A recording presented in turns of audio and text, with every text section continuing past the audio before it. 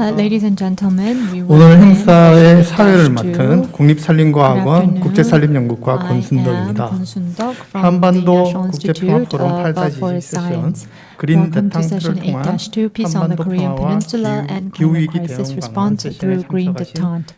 I'd like to 여러분들에게 welcome all of 감사의 you 말씀을 who have 드립니다. joined us for this 본 session. 세션은 현장과 온라인 This session is a 스트리밍으로 hybrid session with participants both on and offline.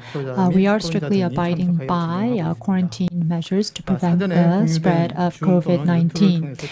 We have pre-distributed Zoom and YouTube links.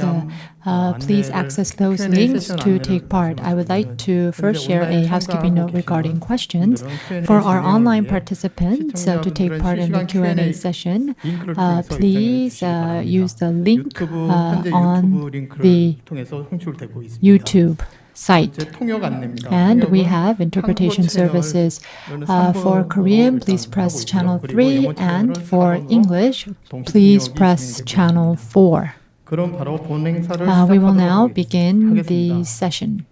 First of all, I would like to introduce our presenters and discussants. Serving as moderator for this session is President of the National Institute of Forest Science, Park Hyun. The first presenter of this session is Director of KFS Global Forest Resources Division, Mr. Lee Yong-kwon. The second presenter is Secretary General of the Korean Sharing Movement, Mr. Hong Sang-yong. The third presenter is Team Leader at the Korean Research Institute on Climate Change, Mr. Kim Ji-hyun. Our fourth presenter of the session is Mr. Choi Hyung-soon, who is the Director of Global Forestry at the National Institute of Forest Science. We are also joined by discussants. Our first discussant is Myung-soo Jung, who is a Chief Research Fellow at the Korean Environment Institute. We are also joined by Professor Park Ji-nu of Gangwon University. Our third discussant is Visiting Research Fellow at the Seoul National University Asia Center, Mr. Hong Soon-jin. The last discussant is Chairman of the Korea Red Plus Association, Lee Yo-han. We are also joined by on and offline participants. We'd like to thank you again for your participation. We will now turn the podium over to the moderator of the session, President of the National Institute of Forest Science, Park Hyun. Please welcome him with a big hand. Thank you for the introduction. Welcome. The COVID situation has not subsided, so we are going to proceed with our masks on. The moderator, I think, the most important duty of the moderator is time management, so I will try to best fulfill that duty during this session. I have served as moderator several times at various forums, and I realized that we tend to pack in a lot of presentations for each session, and we do have a lot of presentations in this session too, but we are joined by experts of this field, so it will be a good opportunity for us to hear their opinions. We are joined by a solely Korean panelist, so we will proceed in Korean, and I think that will allow us the opportunity to engage in more in-depth discussion this time around. The MC introduced all the presenters and discussants, so I will not take the time to introduce them separately again. We will dive straight into the presentation. I will like to give each presenter about 15 minutes, but if you aim for 12 minutes, I think we can fit our presentations in 15 minutes. Now I would like to introduce the first presenter. We had an inter-Korean cooperation team, and that team has reduced a bit in number. Our first presenter is the Director of the Global Forest Resources Division. So he's in charge of international affairs and also inter-Korean cooperation in forest resources. So I think that he will be able to give us a better understanding of what is going on. We've been talking about Korean peace and the climate change. That is the theme of our session. We are pursuing with what is called a PFI project. So I'm going to turn the mic over to Mr. Lee to explain this. Thank you for the kind introduction, Mr. Park. I am in charge of foreign resources. And about a month ago, I was a team leader for Inter-Korean Forestry Cooperation, and I was transferred to this division about a month ago. I'm actually more acquainted with Inter-Korean Forestry Cooperation, and that is why I think the President gave a lengthy introduction of myself, and I'm currently in charge of the Peace Forest Initiative, and I would like to elaborate on how the PFI is part of the Green Detent and how it is part of the Inter-Korean Forestry Cooperation. As Mr. Park has mentioned, I would like to engage in lively discussion, so I'm going to keep my presentation short. So I would like to ask for your understanding for that in advance. And with that, I would like to start my presentation. So I'm going to begin with what Green Detent is, and then I will elaborate on the Peace Forest Initiative, and then I will try to link these two ideas together. So I will briefly introduce what Green Detent is, and then I will elaborate on what the PFI is, and then I will try to link those two. So there was a goal to improve inter-Korean relations through environmental issues. 64% of a forest area is subject to this cooperation. Around 80% of North Korean territory is covered with forests, so we believe that this is a viable project. And on the Korean Peninsula, around 70% of the territory is covered with forests. So whatever we do, whatever activity or whatever project we do, it's inevitable that it will touch upon or be related to forestry. So if you look at what has been going on, there were some bilateral talks relating to this issue. And these dialogues are usually volatile, and it changes depending on the political mood. However, in the local government and in the civil society, there have been around 65 occasions where activities and projects have been pursued. And we believe that if dialogue is resumed, then these activities will provide the foundation for further cooperation. And we all know the Paris Agreement, and the Paris Agreement is to limit the increase of Earth's temperature at 1.5 degrees Celsius. We and all the countries have their NDCs, and forests can be used to absorb greenhouse gas emissions, and that is why in the Paris Agreement there is an emphasis on using forests. And in this slide, I wanted to show that last July, North Korea submitted its voluntary report regarding SDG, and what they said here is that they wanted to appeal that they could reduce their greenhouse gas emissions significantly if there was some sort of international program. And that is why Green Detent is part of the 100 national tasks of the Korean government, and there is an emphasis on forestry, agriculture, and water resources. So these were cited as areas where cooperation can be proceeded, and there have been a lot of agreements made in this area. So if a Green Detent can be reached, then we believe that cooperation in the forestry can lead the way in Green Detent and also other international cooperation and cooperation with North Korea in the environmental area. I think everybody knows this, I will keep it short. The PFI, the Peace Forestry Initiative, was officially launched by the Ministry of Foreign Affairs and the Korea Forest Service as a global project aimed at promoting peace and building trust among countries and people by jointly restoring degraded forests and land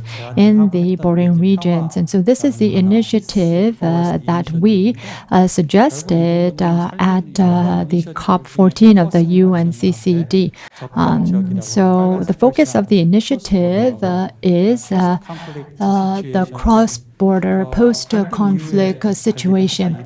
So the aim of this initiative is to manage forests after conflict, and the focus is to restore the forest and the land. And in Korean, it's expressed quite simply, but if you dive a little bit deeper into it, this initiative is about exchange and cooperation in the field of sustainable land and forest management. And the second point related to restoration is a sustainable land and forest management restoration in degraded land and forest. And the third point, because a forest is a space, we need to manage the natural resources in this space, and this ultimately impacts or can contribute to improved food security and nutrition and the delivery of vital ecosystem services.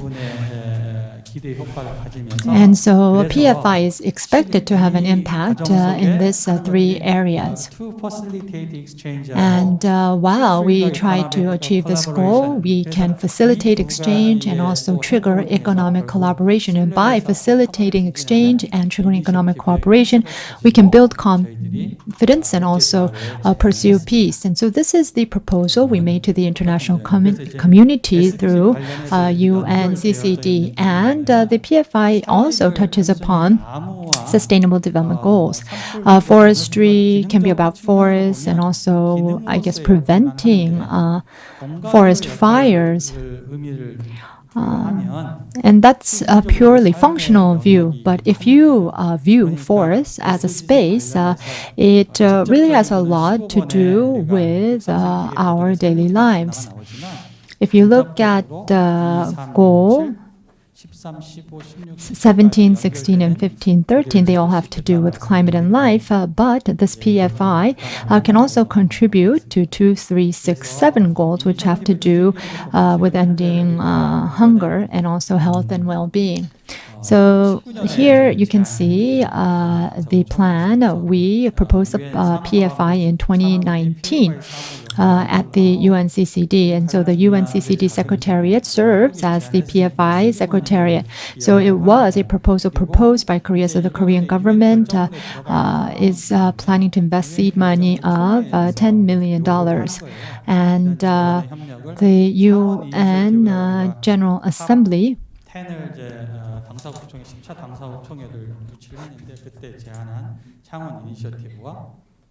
제프라고 하는 글로벌 엔바이러먼트 포슬리티라는 제프 돈과 그리고 우리가 GCF가 있잖아요. GCF하고 그다음에 UN 피스 빌딩 펀드 이런 we are going to at the General Assembly, the COP required us or requested that we cooperate with various UN or UN related funds like GFI, GCF, and also the Changwon Initiative. So then what is the role of PFI and Green Detent? Since 2018, we had some inter-Korean cooperation, bilateral cooperation go smoothly. So we did have lower level sectoral talks. And we talked about pest eradication, and we talked about finances as well. But after the Hanoi talks fell apart, these cooperation have been halted so far. So why do we need a multilateral initiative? Why are we going through a multilateral initiative to go through the inter-Korean cooperation in forestry? So if you look at the inter-Korean dialogue, we have bilateral channels and also multilateral channels, which includes UN member states and the UN system. So the UN has laid out the SDG, and the North Koreans have expressed their willingness to achieve this goal. So here you can see how we are going to utilize the network. And now I want to introduce one example. This is a project that the Korea Forestry Service proceeded in Ethiopia. So in this area, there was ethnical conflict. And the forest cooperation was one way of overcoming the ethnic conflict. So here you can see there are coffee farms in this area where there was once conflict, and there are some production facilities. So in resolving ethnic conflict, we have used forests and the spaces that we created there and the facilities that we created there to overcome the conflict. So this is an example of agroforestry.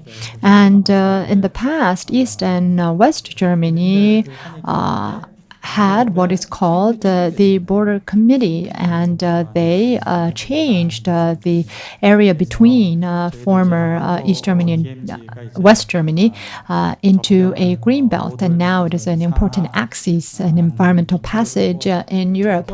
And if you look at the DMZ on Korea, I think it is up to around 200,000 hectares of land, and if we can cooperate to create something here, I think we will be able to achieve something substantial. So with that, I would like to conclude my presentation for the sake of time. The purpose of the PFI is to facilitate exchange and also to engage in cooperative activity with North Korea. So this is actually a method that can be used both bilaterally and, if needs be, multilaterally. And centering around the DMZ, we envision that this initiative can be implemented and its model can be applied.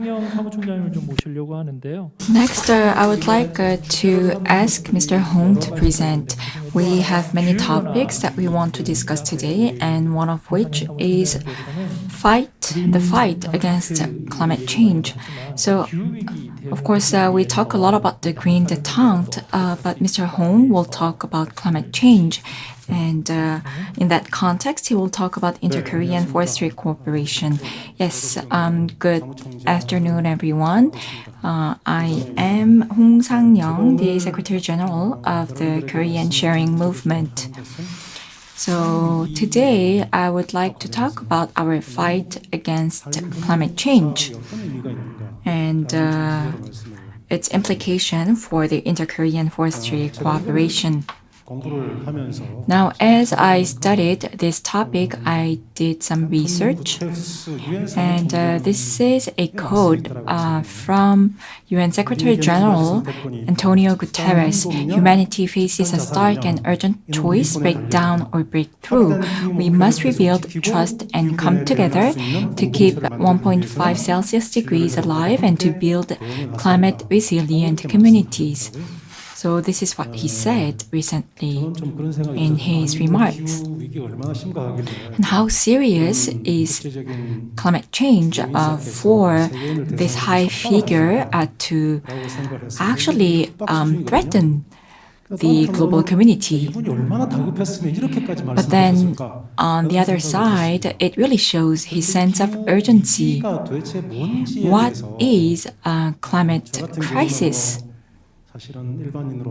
Well, as an individual, I did not take climate change that seriously.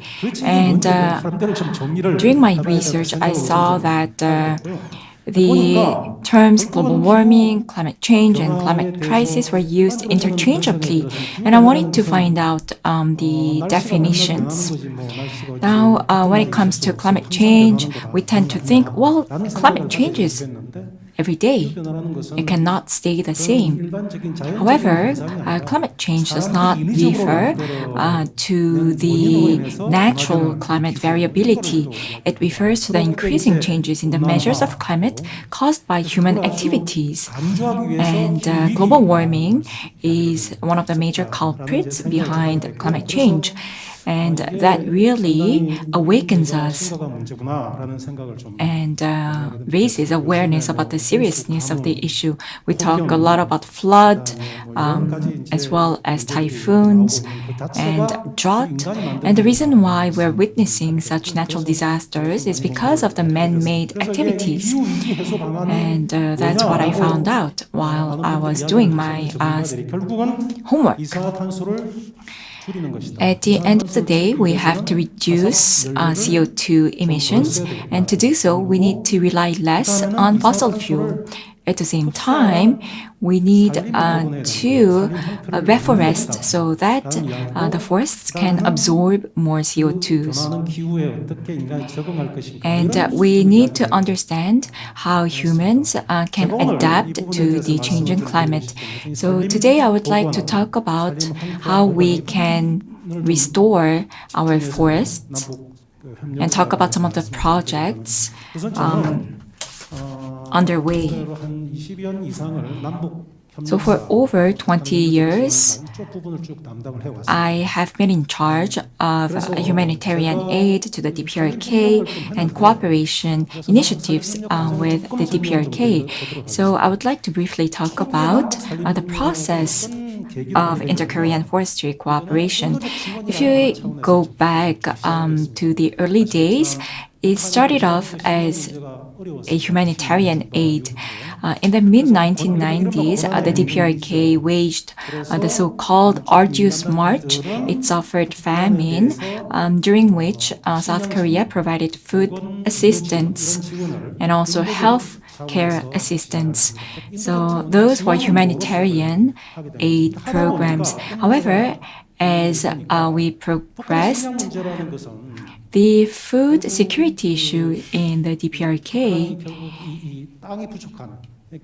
is very much related to the shortage of cropland in the Dprk. They reclaim terrace fields and small land and use wood for fuel to secure food. So this causes more floods and landslides whenever it rains, and that leads to a vicious cycle of inundation of cropland. And we were able to witness such vicious cycle. So to overcome the situation, South Korean private groups launched forestry assistance programs. At the same time, we also provided assistance by providing saplings and briquette-fired boilers. So as I mentioned, it first started as a humanitarian aid approach. But then if we move on to the 2000s, in 2006, we started to implement forestation restoration activities on a full scale. And we kicked off a joint body between the two Koreas to carry out full-fledged inter-Korean cooperation in forestry. So in the beginning, it was in the form of humanitarian aid. However, in the 2000s, we started to provide assistance more systematically, such as building tree nurseries and building reforestation complex and working on disease and pest control. So during that time, we built the Gaepyeong Nursery Modernization project. We carried out the project. We provided assistance to Central Nursery and so on. However, in 2010, as you know, because of the May 24th measure from the South Korean government, all assistance came to a halt.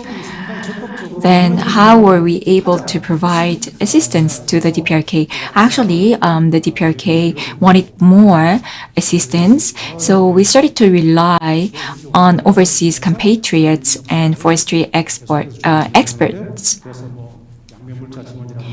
So, for instance, we at that time provided assistance for North Korea to build tree nurseries, and we also held forums or international conferences for people from Mongolia, China, and the Dprk to come to the international conferences to share knowledge to the Dprk, and the personnel from North Korea will cooperate with the participants.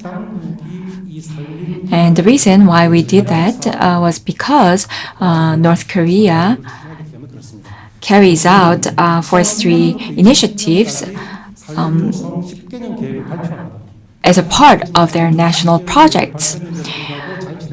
So in 2001, North Korea announced a 10-year forestry plan. However, that did not work well because they did not receive much support from overseas. So what they did is they kicked off a 10-year campaign for forest restoration in 2014. And they started to create forest nurseries around the country.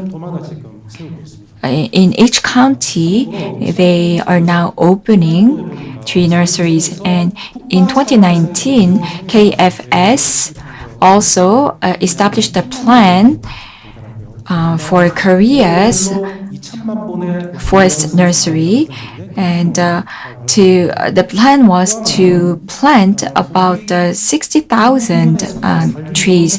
So if you look at North Korea's plan, which is to plant about 150,000 trees every year, that's quite ambitious. And what North Korea does, it mobilizes the police as well as the military to join the forestry projects. That really shows the Dprk's ambition to restore their forests on a national level. And he is really serious about these projects.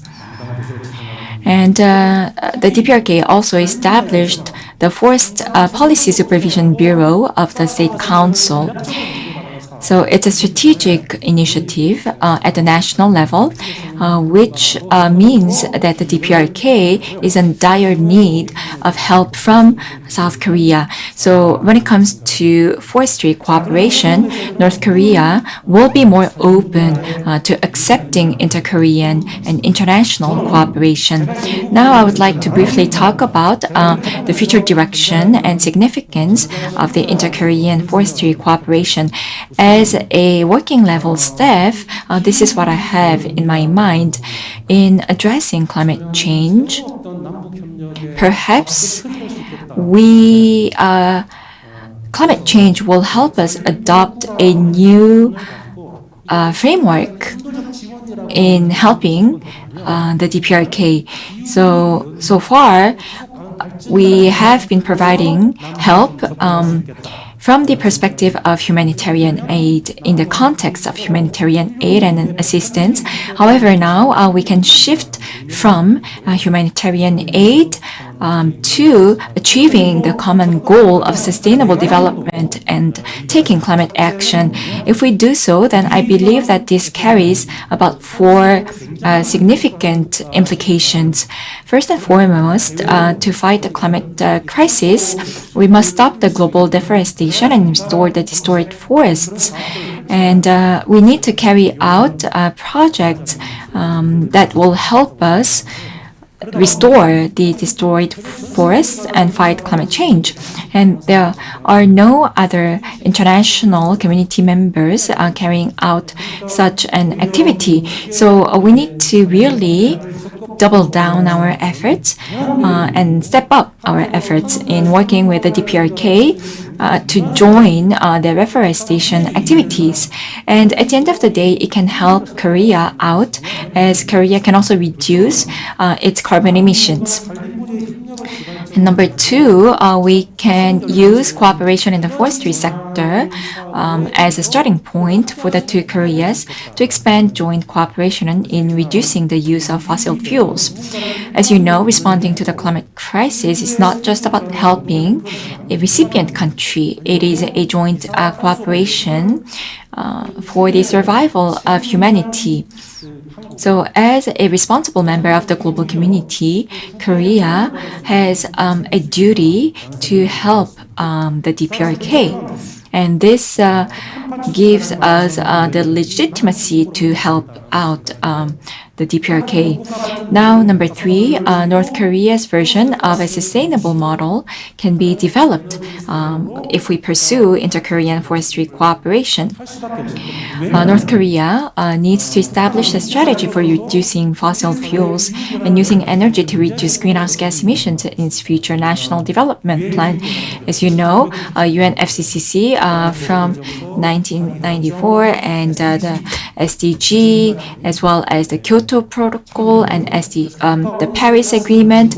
As a member of the international community, the Dprk is actively participating in the international community's efforts. And it also submitted its NDC. It can reduce about 16% of CO2 emissions on its own, but with the help of outside, that number can go up to 60%. I recently read a report about those numbers. So if we can apply South Korea's technology and production capacity required for energy conversion to North Korea, a North Korean version of sustainable development can be created. And last but not least, the two Koreas should jointly respond to the so-called Green War and the new protectionism. As you know, to cut carbon emission reduction, Europe introduced the Carbon Border Adjustment Mechanism, or carbon border tax, and it announced its plan to impose duty on imports based on the amount of carbon emissions. And we need to take that into account when we export goods to Europe. And the US is also moving toward that direction. So, in other words, the advanced countries in the West will return to new protectionism and will use climate change as a weapon. So, given that context, we need to focus more on manufacturing goods that emit less carbon CO2 emissions, and that will be the future trend. Yes, that would be all for me. Yes, thank you very much for the presentation. Well, even in Korea, when it comes to the role of forests and the values of forests, I think that we are seeing a perception change. In the past, whenever it rained, we saw cropland eroded and flooded. But then we understand now that afforestation is key to prevent those disasters. But now we go beyond that. Climate change can only be fought when we have very healthy forests. So you talked about the humanitarian aid programs that we provided to the Dprk. Well, in the beginning, it was to preserve the cropland of the Dprk. But now we have shifted the perception, and we are now working toward the same goal of achieving SDGs. And recently, at NIFoS, an expert on Dprk forests actually gave us a report about the species of trees. And he talked about good quality species of trees. And I thought, what are good species, quality species? And what he meant by good species was that species that can endure climate change. And we're now changing our strategies toward that direction. So you talked about humanitarian aid as well as preserving land. Well, that was the past strategy, but we shifted our strategy now, and we wanted to pursue a reciprocal strategy that both Koreas can win at the end of the day. Yes, thank you very much for that. So I think, of course, we can carry out national projects, but at the same time, the local governments and individuals also have a role to play. And we will now hear from team leader Kim Ji-hyun. The floor is yours. Good afternoon, ladies and gentlemen. As introduced, I'm Kim Ji-hyun of the Korea Research Institute on Climate Change. I am with the International Reductions team. And today I want to talk about inter-Korean cooperation in forestry. I'm not a North Korea expert, but because I am not an expert, I think I can offer a fresh perspective. And based on my fresh perspective, I think we can identify new areas of inter-Korean forestry cooperation. We are now under a new climate regime.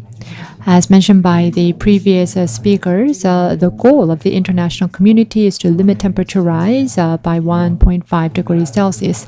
And companies, local governments, and citizens they share this goal and are making efforts to achieve this goal. And I think we need to look at inter-Korean forestry cooperation within this broader context.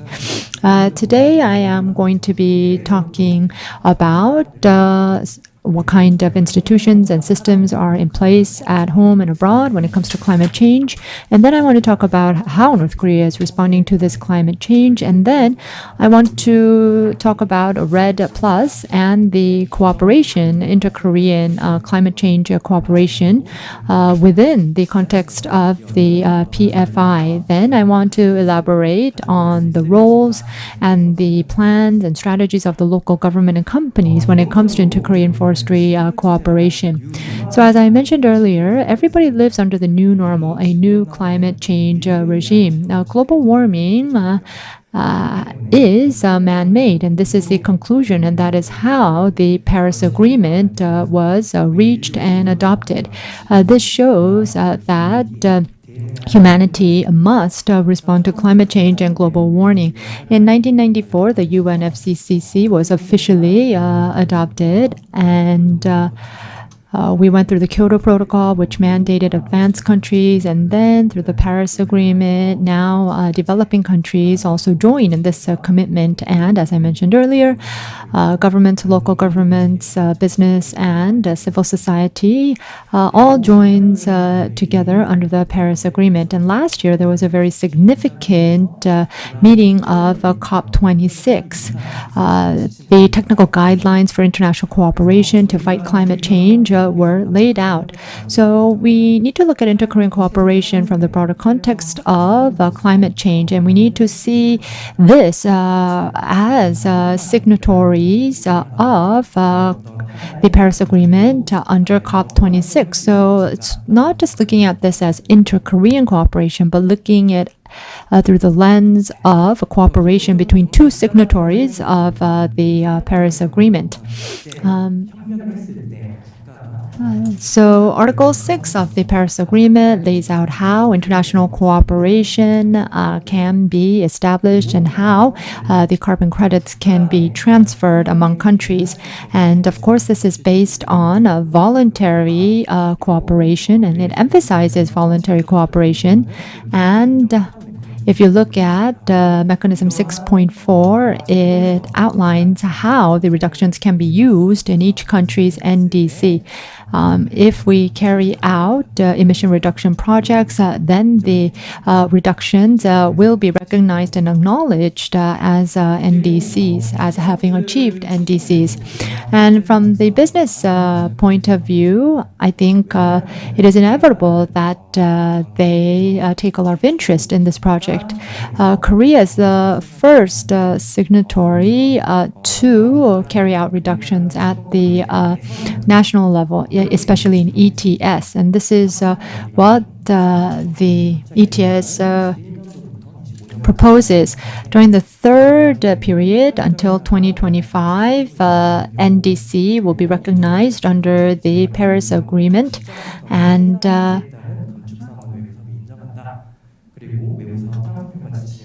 foreign or external businesses in the future will be able to be used for foreign reductions.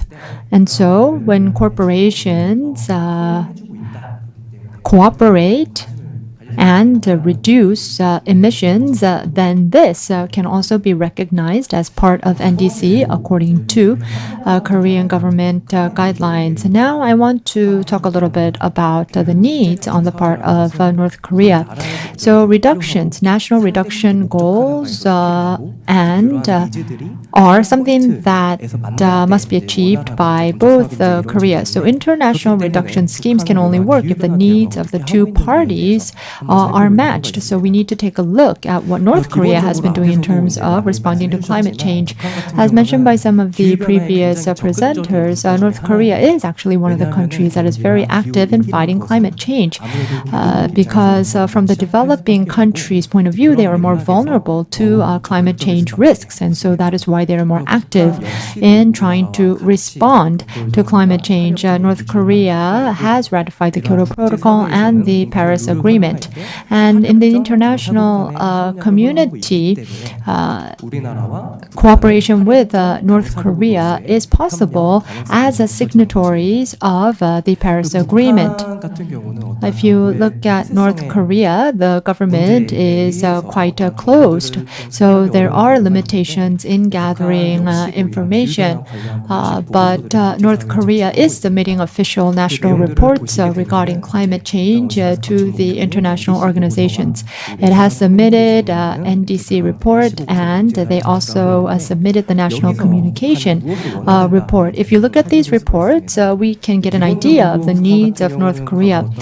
North Korea had gone through an economic decline, and during that time, the emissions had reduced. But after the economy started picking up, the emissions in North Korea has also started to rise accordingly. It was mentioned by one of the presenters.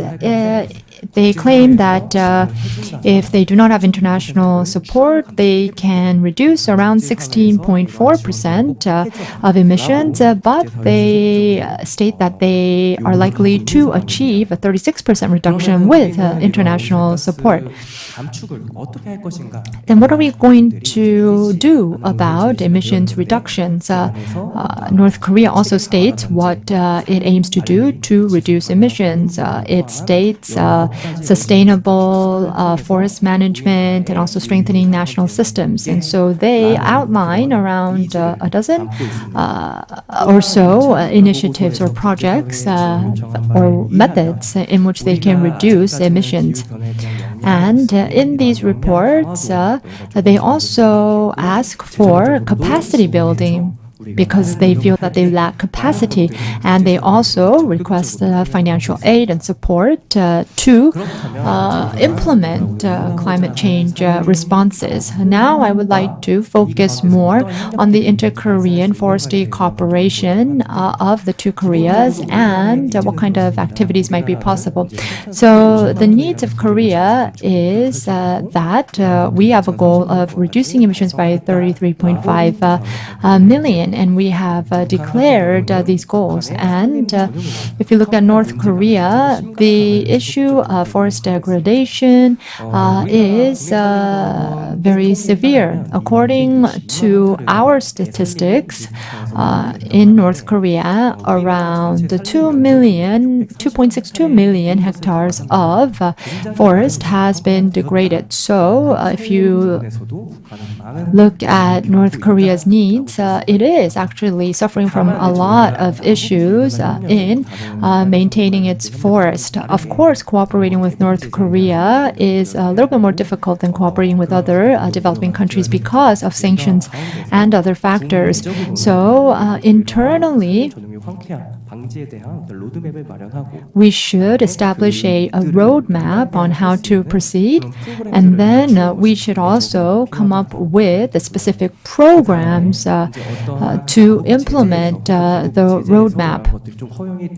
We have to look for ways and areas where cooperation and especially capacity building programs are possible under the sanctions. REDD Plus sort of emerged out of nowhere. So some people might not be so familiar with REDD+. I'm sure one of the other presenters will elaborate on what REDD+ is. And REDD+ is essentially a program to reduce and prevent greenhouse gas emissions in developing countries resulting from deforestation and degradation. And because North Korea, as I mentioned earlier, is suffering severely from forest degradation, it is inevitable that it is interested in this program. So what are the advantages of REDD+ cooperation? The biggest advantage is that the North and South share mountain ranges, so their cooperation would enable a community response. And North Korea, because of its closed policies, its climate change researchers have a strong need and demand for capacity building. So we need to start providing capacity building so that they can ultimately manage their forests. So we can begin with capacity building, and capacity building programs are usually not in violation of UN sanctions. So if you look at the key sanctions against the North Korea by the UN, they do not prohibit education and training in the environmental area. And so we can begin cooperation with capacity building programs. And of course, the ultimate goal of capacity building will be to carry out REDD+ projects. And we can work towards actually carrying out actual reduction programs and initiatives. So inter-Korean forestry cooperation, I believe, carries more potential for actual implementation than perhaps other areas. So lastly,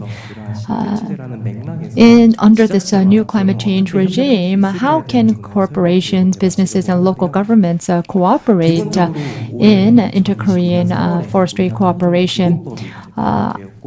The Carbon Neutrality Basic Act was recently enacted, and under this law, the responsibilities of public organizations and businesses are defined. And it states the role and the necessity of public organizations and businesses and responsibilities of these entities in promoting and achieving carbon neutrality. So against this backdrop, what kind of efforts should local governments should make? And what sort of local governments can we cooperate with? Local governments obviously have different local conditions, and so they have different goals and they have different strategies that reflect sort of these differences. And the role of local governments broadly would be to come up with strategies that reflect the various features of the local area. And they have the responsibility to get the consensus and communicate with the civic society of their local community. And they need to promote sustainability environmentally, socially, and economically. These elements need to be fulfilled for the project to be sustainable. And we need a cooperation mechanism to achieve sustainability. And in civic society, we also need to promote and raise awareness in order to ensure sustainability in society. And this is something that local governments can work on. And this is an example of what type of a role a local government can take. This is an example of Gangwon Province. Gangwon Province is closely located next to North Korea. If you look at Gangwon Province, they have their own carbon neutrality plan. And here they highlight the need for cooperation with their North Korean counterparts. So this local government in particular targets and aims to cooperate with North Korea. And lastly, what can businesses do? What role can businesses take? And what should their purpose be? And what kind of strategy should they pursue in cooperating with North Korea in terms of forestry? As I mentioned earlier, the link to to KETS is what will motivate and incentivize corporations to take part. In companies, the governance value of ESG is on the rise, and many companies are very much interested in ESG and securing emissions credits. And REDD Plus and linking the Paris Agreement will create a big synergy for corporations. But there is one thing that companies should take note of when it comes to engaging in forestry cooperation with North Korea. Usually we identify the business subject, and they have to develop technology, and it has to be in line with their ESG strategy. But we need to apply the Paris Mechanism 6.2 with these projects, and that is why corporations need to collaborate with the government and abide by rules and guidelines laid out by the international community. And for that, they need to have a close network with other actors such as the government. And lastly, there are North Korean sanctions, and that is why inter-Korean cooperation at this time is very limited. But we do not know what kind of opportunities lie in the future, and that is also a fact as well. So the government, local government, companies need to build a network and prepare for that time when the window of opportunity presents itself. Thank you very much. 네, 감사합니다.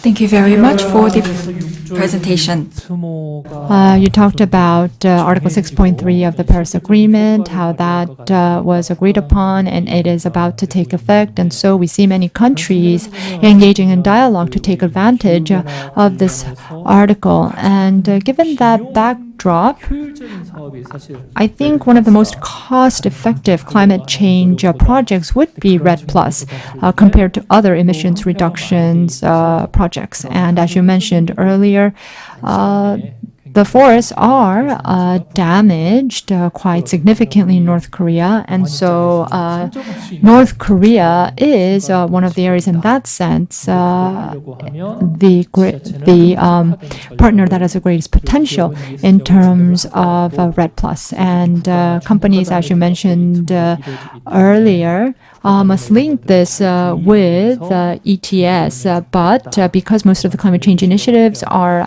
national level basis, companies need to cooperate with the government. REDD Plus is, however, not an easy project. There are a lot of issues with leakages, and that is why the government is sort of taking the lead. And so I think Mr. Kim outlined the potential risks and what we need to be wary of in terms of producing REDD Plus, or rather the next presenter will do so. Good afternoon, everyone. My name is Choi Hyung-soon from NIFoS. And as Mr. Kim said and presented, I will also talk about the REDD Plus. So during the under the Paris Agreement, now what has been allowed is interchange between the two Koreas. So we were able to go beyond the existing projects, and we now have REDD Plus in mind. So with the climate experts and Dprk experts and forestry experts, we met earlier this year, and we came up with this presentation deck. So first and foremost, I will briefly talk about the status of the forest in the two Koreas, the reduction of greenhouse gas emissions in the two Koreas, and the Dprk's REDD Plus project and how we plan to implement the project. So this is back in 1910, after Japan forcefully annexed Korea. The Korean Peninsula forest distribution map was developed as on the left, and the right map is the digital version. So if you look at the green areas, you see where the forests are cover the land, and if you look at the yellow part, those are non-stocked areas.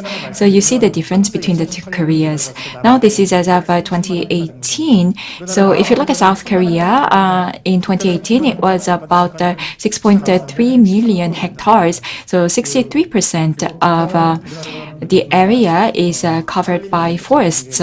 So we can say that Korea has a wide area of forests, but it's even wider in the Dprk. It's 9.06 million. And if you look at the data from 1999 to 2018, if you look at the forestry of the Dprk, you see the hectares for stocked land and degraded land and degradation rate. And the degradation rate was very high in 2008. It stood at 31.6%. Now on the left you have Kaesong, on the right you have Dora. And you see the border areas of North and South Koreas, and you see how degraded the land is. And this is Hongwon County in the Dprk. As you can see here, you see a lot of terrace fields as well as reclaimed land.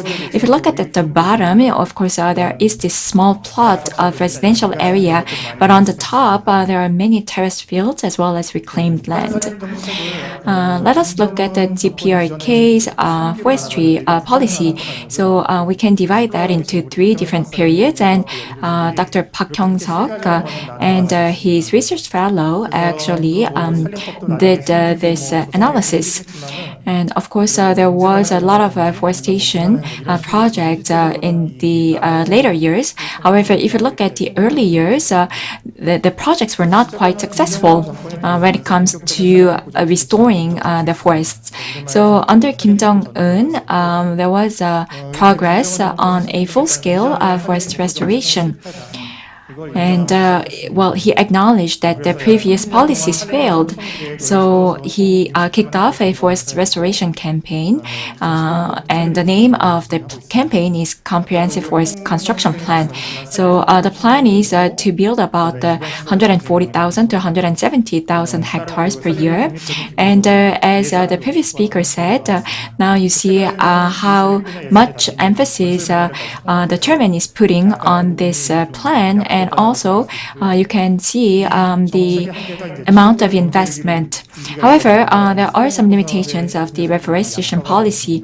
First, the forest restoration project fell behind on the regime's priority list due to continued economic crisis, and because Pyongyang is building many skyscrapers, the supply of logs is not enough, and reduction of assistance for forestry projects is also something that we witness in the Dprk due to the pandemic and food crisis as well. This is now the 2022 first half of the year. What the Dprk has in mind for its forestry policy. So you see that emphasis was put on forest creation, river stream rearrangement, and year-round construction. And you see the focus on the Golden Treasure Mountain. So Kim Jong-un is pursuing plans to turn forests into economical forests while putting emphasis on making the entire mountain a Golden Treasure Mountain. And he's also putting emphasis on forest creation and protection in terms of national land management, erosion control. At the same time, he also increased the importance of the forestry sector in resolving economic problems and drug shortages, and he's continuing to emphasize gardening. Now, I will briefly talk about how the two Koreas are addressing climate change. Now, this is a 2030 NDC of Korea. Now, as you can see here, the target is to reduce 33.5% against 2018. And the red letters is the carbon sink. And as you can see here, 33.5 million is the target that Korea wants to achieve with the help of overseas programs. And as the previous speaker said, North Korea is also very keen to fight climate change. and the regime is very concerned about climate change, and it is trying to engage in international activities related to climate change and environment. So it joined the UNFCCC back in 1994, CBD in 1994, and UNCCD in 2003, and it also submitted the voluntary greenhouse gas reduction goals to the international community, expressing the possibility of international cooperation. And it also released the goals, and this is the NDC of the Dprk, 37.4% reduction in emissions within 10 years, and so on. And you can also see the numbers for VNR. Now, this is not from Korea, this is from SDG. If you look at North Korea's SDG and the voluntary national review numbers, this is the target that North Korea aims for. 9.06 million hectares of forests, and wants to increase the area by 775,000.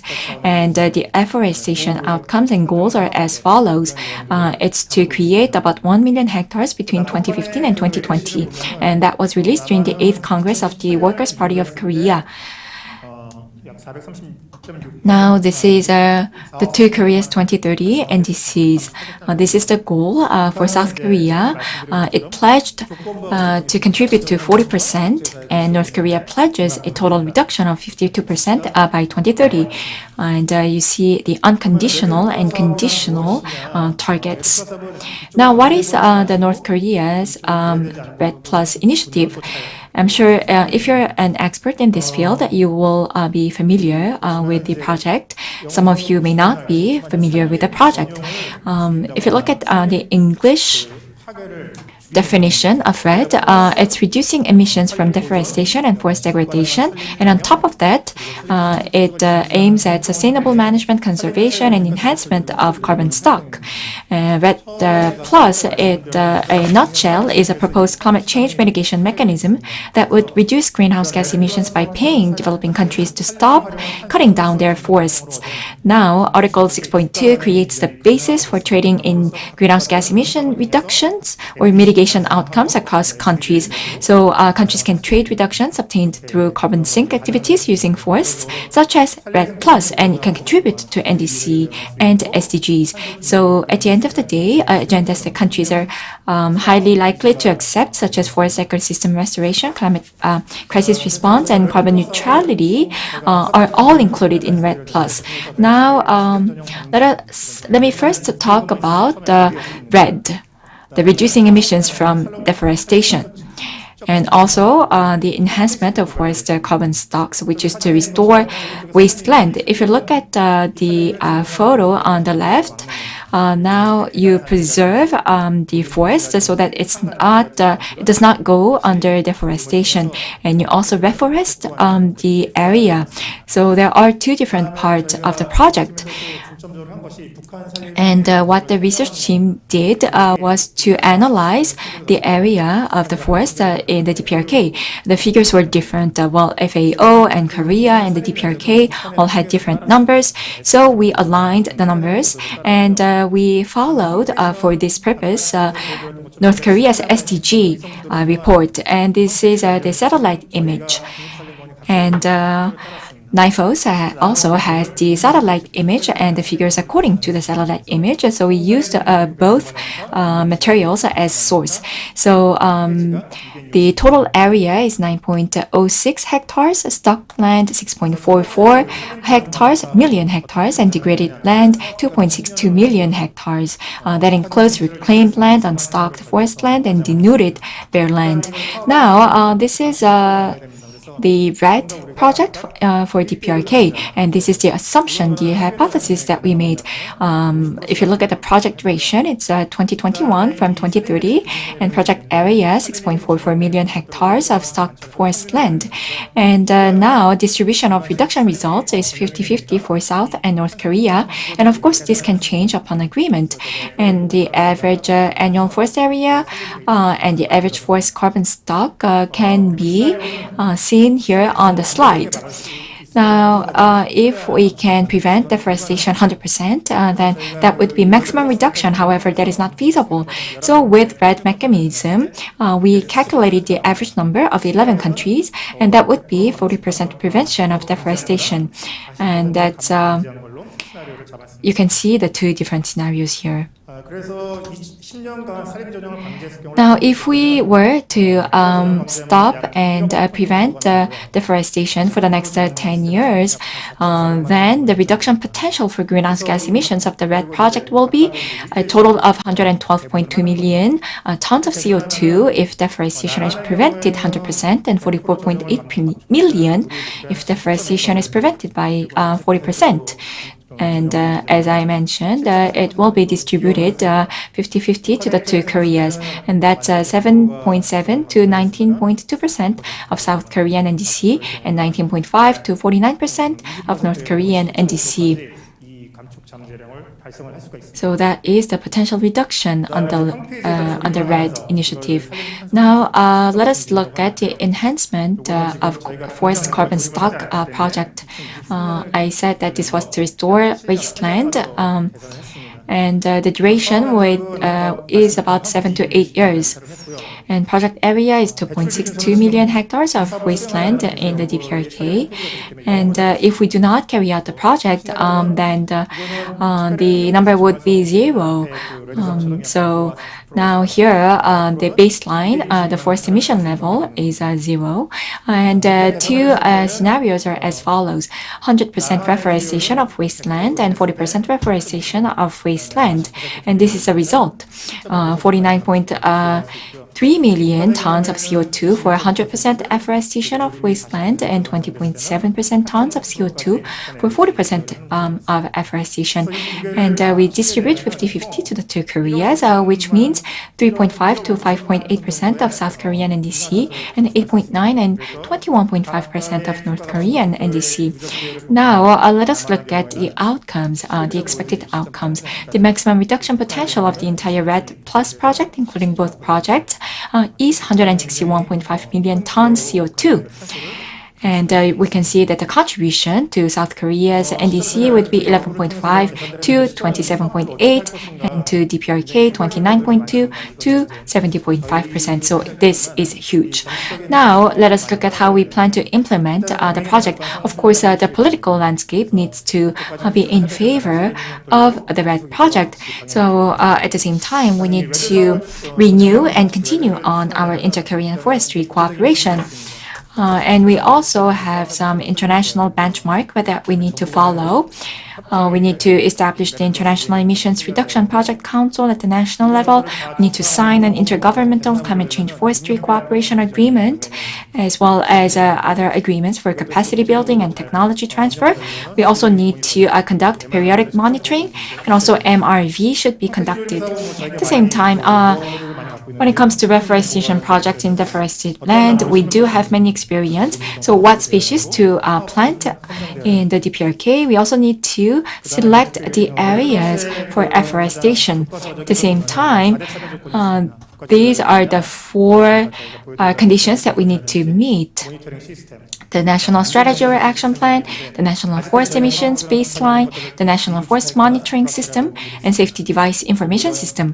However, North Korea has a long way to go in terms of meeting these four conditions. And if you look at the right, we do have very strict baselines, so these should be ready as well. Last but not least, we'll briefly talk about some of the challenges. But of course, this will be it is highly likely that North Korea will accept this project. But because of the tensions between the two Koreas, we need to look closely into that situation. At the same time, we need to have a monitoring framework, and we need to have a safety net to carry out the project. But as I mentioned, when it comes to afforestation and forest building projects, Korea has extensive experience, and we do not have any language barriers. So I believe that we will be able to carry out the project very successfully. Thank you very much for the presentation. Yes, 그래도 짧은 시간에 I know that we are pressed for time, so I believe that you did not have enough time to present, but you talked about the multilateral framework and also changing the perception from humanitarian to green projects. And you also talked about the cost-effective RED project at the municipal level. And you, I think, laid out a blueprint for the future projects. So thank you very much for that. But then North Koreans have a strong ego. So we have to make sure that we cooperate and we stay very friendly to the North Koreans. Since we don't have much time, I will give 3 to 4 minutes to each discussant. And first and foremost, we'll give the microphone to Ms. Myung-soo Jung. She's an expert in the environment, so we will hear from her. Good afternoon. Thank you for this invaluable invitation to this session. I would like to offer comments on Mr. Lee's presentation. As you can see from the Peace Forest Initiative, I think that project in itself is a green detente. If you think about forests, it is where humans and natures come together. That is what comes to mind. And people, automatically when you go into a forest, people's minds become peaceful. And it is said that if you have more forests and greenery in cities, even in cities like Chicago, it helps and contributes in decreasing the crime rate. So today we have heard a lot about climate change. In the past, there was a lot of voices telling us that we need to adapt to climate change, but now people are saying that it is a climate crisis, emphasizing the gravity of the situation. As you have probably experienced yourself, climate change does bring on natural disasters, and especially disasters involving mountains. There can be mudslides, forest fires, and when it comes to mountainsides and mudslides, we can do something about it. We can reduce the damage by planting a lot of trees, and with a lot of forest degradation, North Korea is very interested in LDN, land degradation neutrality of the UN. And they have been making efforts to restore the degraded forest. And I carried out an analysis on the changes in the land in North Korea. Although there are slight differences in recent years, we have seen a restoration in forests in North Korea. We don't have any statistical figures from North Korea, but if you look at North Korea, whenever there is a flood, there's always a lot of mudslides. But if you look at the imagery, you can tell that it is very likely that flood damage has reduced thanks to forestation. So these forest projects, I think, will have a substantive benefit, and I think in that sense the Peace Forest Initiative will play a very important role. And I would like to add that at the Glasgow meeting of the UNFCCC, there were agreements regarding Article 6.2, but another term that gained a lot of interest was nature-based solutions. And as Mr. Park mentioned, this is a method that is much more effective in solving a number of different issues. And when we think about this method, I think naturally forest management comes to mind. North Korea is experiencing a lot of climate change, and expanding forests can actually be a significant part of the solution, and the same goes for South Korea. So climate change can be tackled with nature-based solutions. 좀 더 나아가서 And if we develop that idea, it can be specified into forest-based solutions, and in particular on the Korean Peninsula.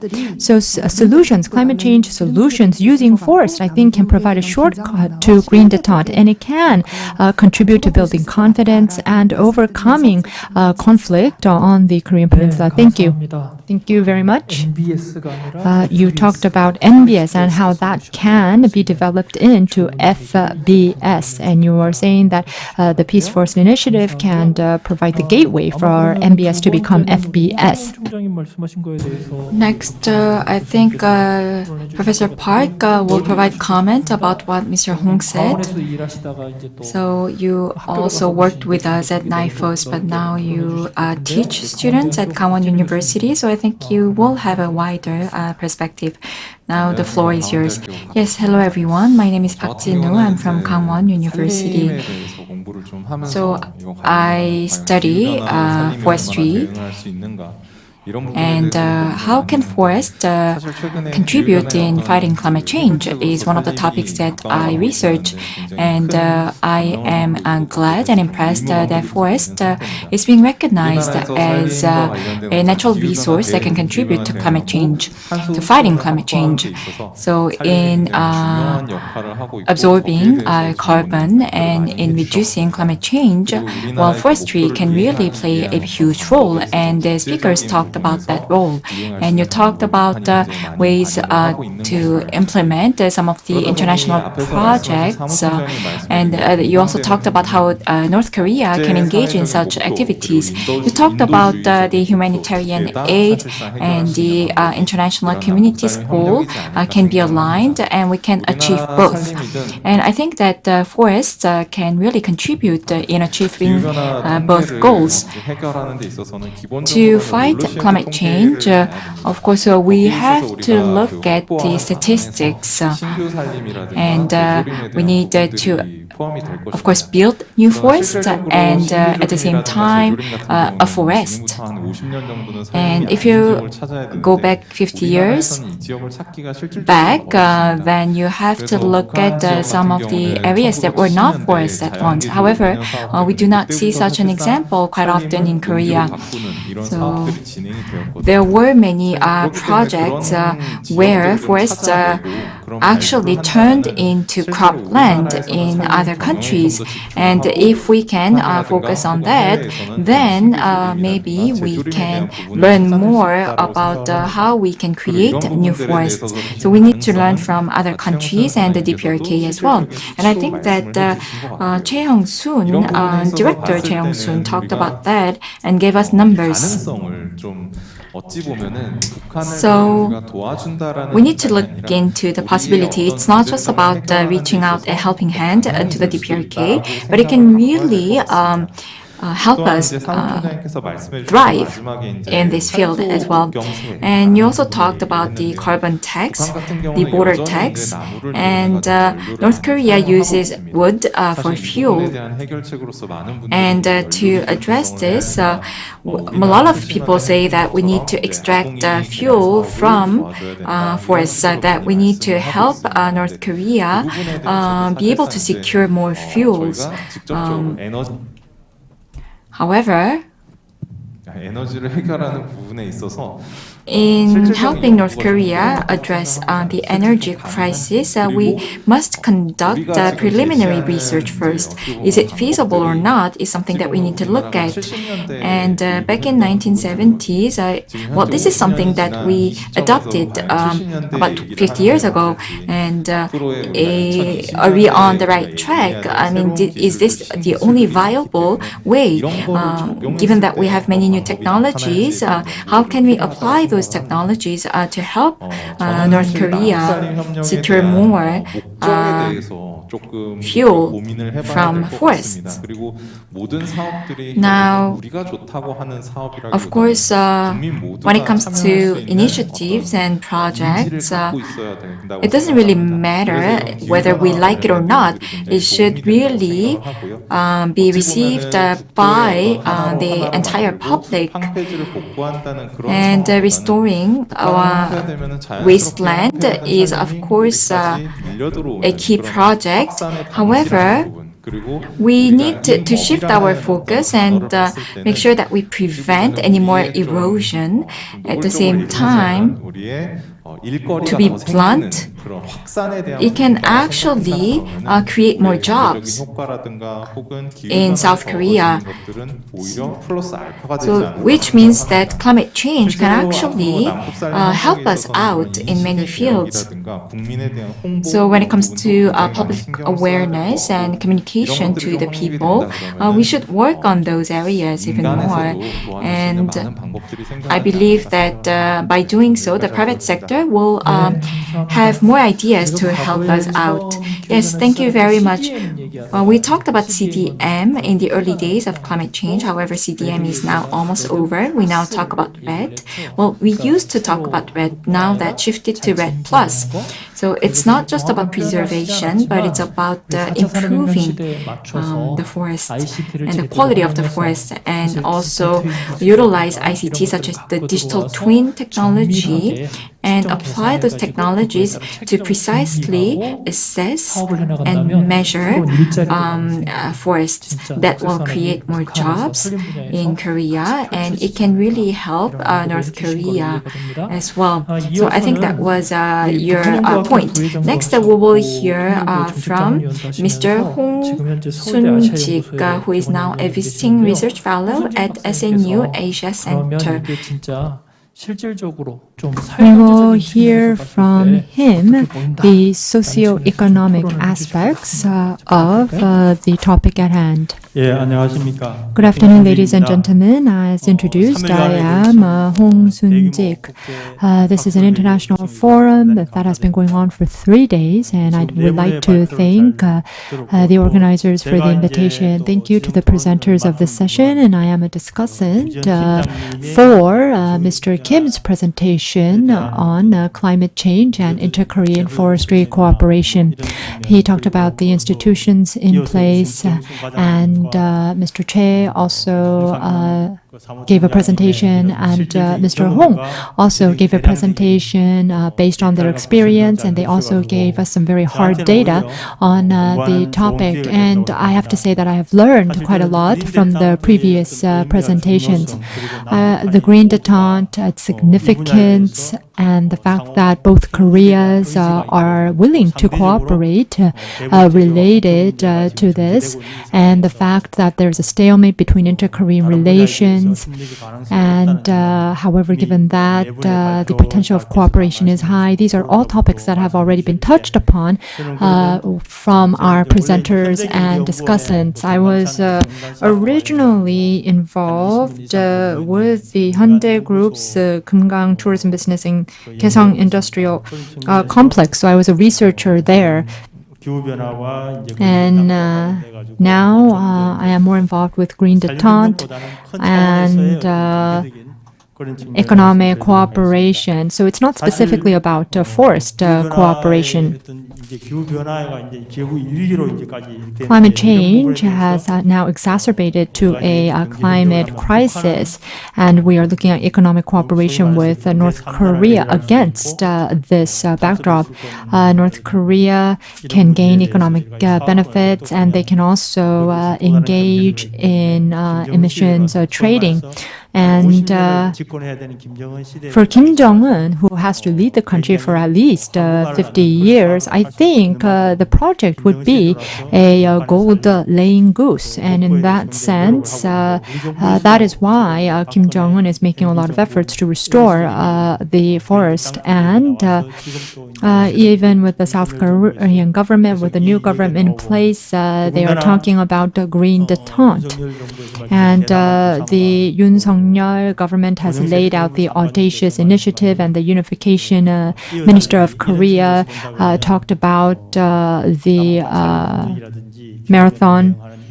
And so if you look at this project from this context, I think that cooperation in forestry can be a very useful tool.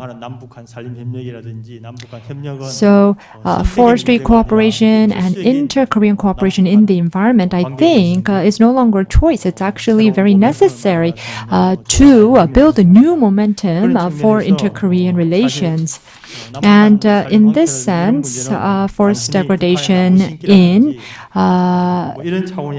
the two Koreas, I think we need to take a more comprehensive and integrative view. We need to move beyond simply planting more trees in North Korea.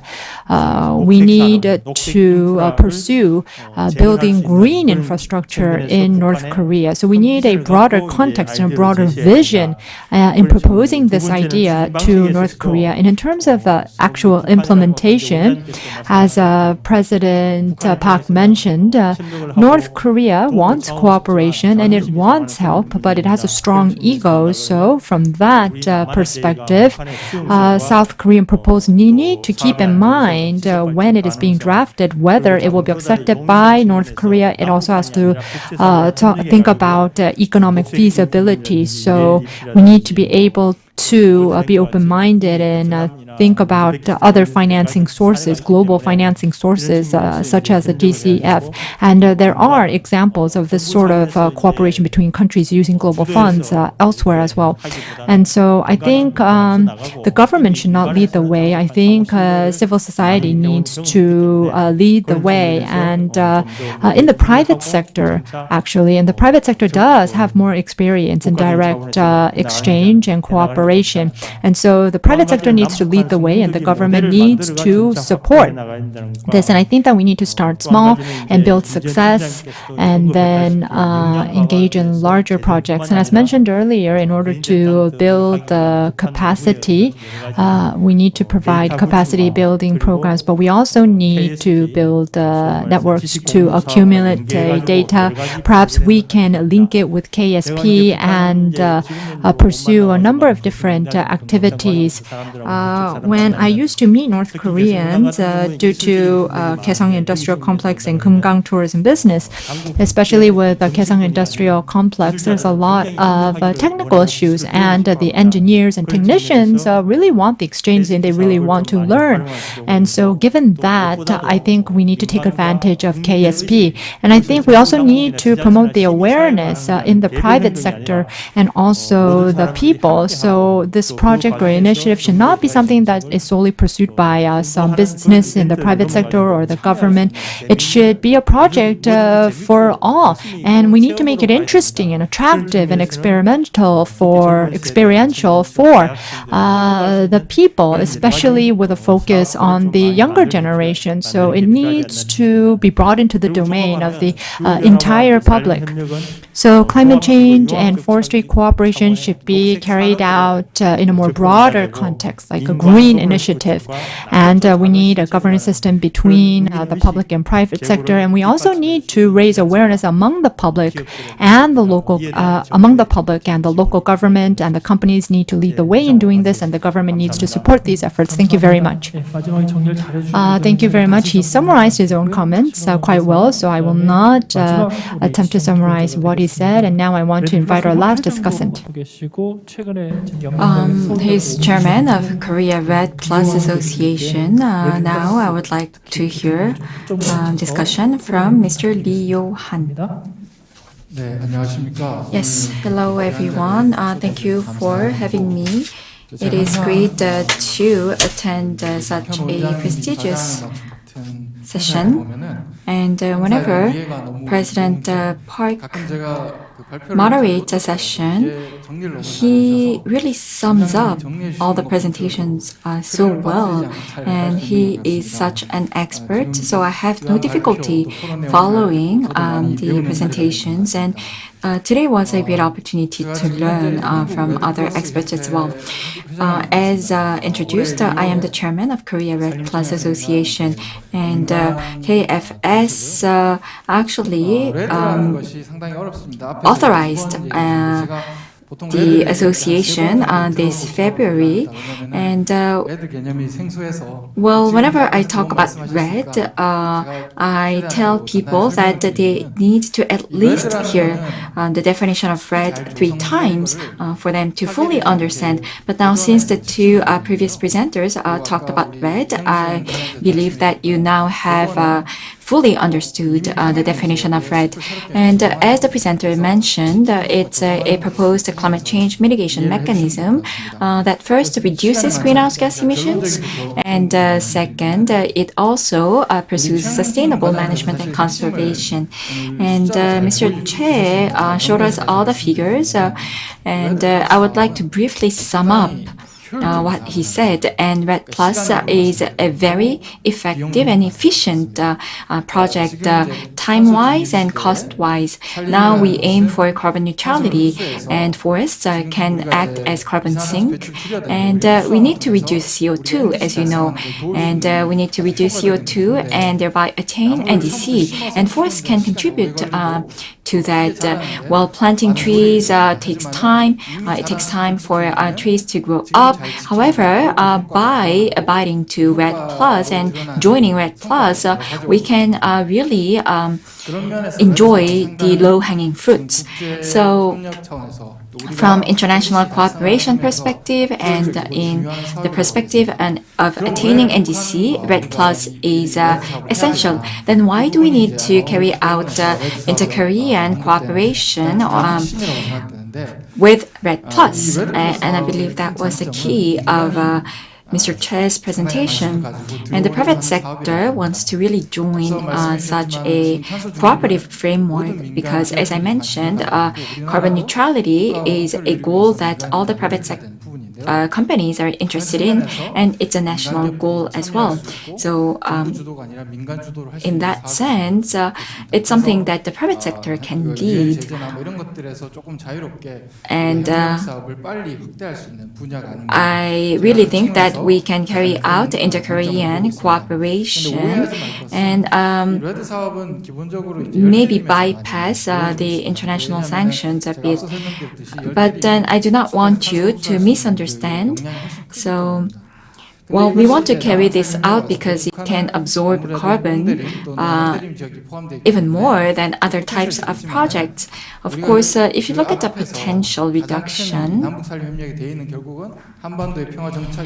well, at the end of the day, what we want to achieve is permanent peace on the Korean Peninsula, and Red Plus can serve as a very effective tool to achieve that goal. And as Mr. Che said, this can help out Korea as well in terms of reducing greenhouse gas emissions. So I would like to leave you with 4 keywords. First and foremost, our goal is peace. Our ultimate goal of inter-Korean cooperation is peace, and peace can serve as a tool as well. And Red Plus can really help us achieve peace, and it's a project that can really gain the heart of the private companies. And number 2 is integration. So we need to make sure that we stay aligned. The government and administration may change over time.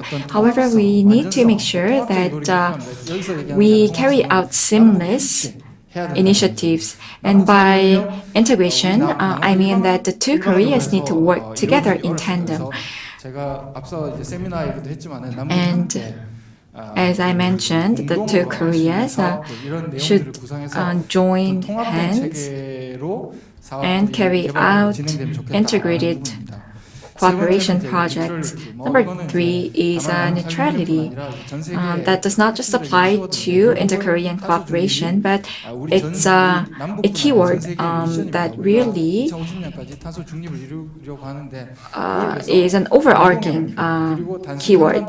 So we have this common goal, and we also have the international common goal of fighting climate change. So we need to work toward that goal together. Last but not least, the fourth keyword is economy. Of course, we do not say this openly, but at the end of the day, economic cooperation matters. And it's not just that for a specific country or individual region to benefit, but it's to attain peace. And that's why in working toward that goal, UNFCCC as well as other UN bodies should work toward lifting some of the sanctions so that we can work on eco-friendly cooperative projects, because we want to protect our planet, and that is the ultimate goal. So in that sense, we need to value coexistence and be able to pursue cooperation without being restricted by UN sanctions. So I just gave you 4 keywords. And by combining the first letter of the 4 keywords, it gives you the word pine, which is pine tree. So let us pursue this pine project. Now, thank you very much for that. I think I failed with time management, so we don't have time to open up the floor. I also have questions to Mr. Lee Yong-won and Hong Sang-myung, but we do not have time for a Q&A session, so I apologize for that, but I will make sure to ask you the question later. But we do have one question. Under the current government, I think it's unlikely that inter-Korean cooperation will be able to take off. What kind of role should the public and private sector take? And this was a question for Mr. Hong. So if we have a different opportunity to answer this question, please do so. And can this forestry cooperation be conducted very well? I think there are cases where this sort of cooperation has worked, and so I think the question was about other examples. And lastly, Professor Lee Yo-han concluded with the keyword pine. And the topic or the title of the session is Peace on the Korean Peninsula and Climate Crisis Response Through Green Detent. And the name of this forum itself is Korea Global Forum for Peace. And I thought the Green Detent should be turned into a model, and this then can serve as a model to promote international peace. I think this relates to the concept of pine put forth by Mr. Lee. Climate change and climate crisis is what is being felt by all of us, and I am truly I have faith that the forestry cooperation can indeed serve as a good model for cooperation. I again ask for your understanding that we do not have enough time to entertain all the questions and comments, and with that I would like to conclude the session. I would like to thank you for your active participation and presentations.